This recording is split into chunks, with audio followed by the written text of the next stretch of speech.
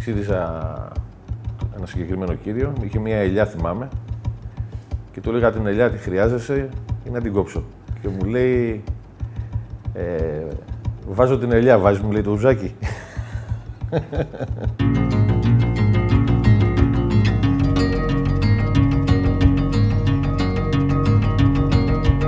Το Barber Stories είναι σε λειτουργία από το 2002. Θέλαμε ο άντρας να έχει το δικό του χώρο, θέλαμε να ξεφύγουμε από τα μήνυμα κομμωτήρια που ήταν μπερδεμένα άντρες-γυναίκες μαζί, ώστε να μπορεί και ο άντρας να αισθάνεται πιο οικία και εμείς να αισθανόμαστε οικία για να μπορούμε να προσφέρουμε τις υπηρεσίες τους.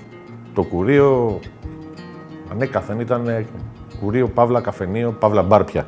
Πέρα από την υπηρεσία που θα προσφέρουμε σαν μαγαζί, θα έρθουν να πιούν το καφέ τους, να συζητήσουμε, με τους περισσότερους έχουμε γίνει φίλοι πια. Οπότε υπάρχει μια οικειότητα. Σίγουρα ο κάθε άντρας, ό,τι κάνει για τον εαυτό του, το κάνει για να αρέσει μια γυναίκα. Όπως και το αντίστροφο θα έλεγα.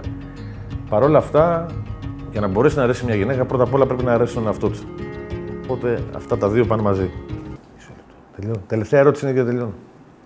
Επειδή λίγο το ξύρισμα ήταν παραμελημένο στην Ελλάδα και τα τελευταία χρόνια έχει αρχίσει να μπαίνει πάλι στα καταστήματα, στην αρχή υπήρχε μια φοβία. Τώρα, όσο βλέπει ο ένας τον άλλον και όταν κάνει μια υπηρεσία τέτοια, έχει ξεπεράσει τη φοβία, χαλαρώνει, απολαμβάνει την υπηρεσία και πιστεύω ότι είναι ευχαριστημένη και ικανοποιημένη.